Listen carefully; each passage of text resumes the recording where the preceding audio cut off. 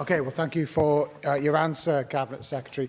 Acute stroke services are currently take place, of course, in Bronglais Hospital in Aberystwyth, which serves large parts of my own constituency. And you will be aware that Hywel Dda Health Board are considering proposals that include the downgrading of stroke services at Bronglais Hospital, which would mean mid-Wales patients suffering from a stroke would have to be transferred to Withybush or Llanelli. Now, as you know, Cabinet Secretary, every hour is critical following a stroke.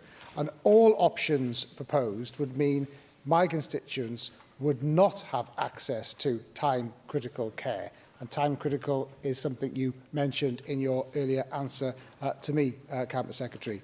Apart from not receiving access to treatment quickly, of course, recovery is also important. And it is entirely unreasonable, I would suggest, and often unpractical, for someone living in Llanelli or Machynlleth, a relative, to have to travel to Withybush in order to visit a relative. So how are you supporting Powys patients and Powys Health Boards to ensure that there is sufficient and timely acute stroke services for Powys patients?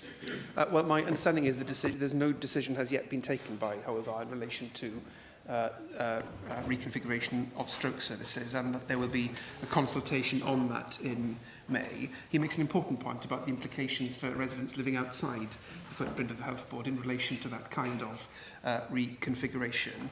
And I do expect health boards to undertake a rigorous options appraisal with that in mind, and a collaborative approach, not just with delivery partners, obviously, which is critical, and the Stroke Association and others, but with neighbouring health boards, where there are implications for residents in those health board areas as well.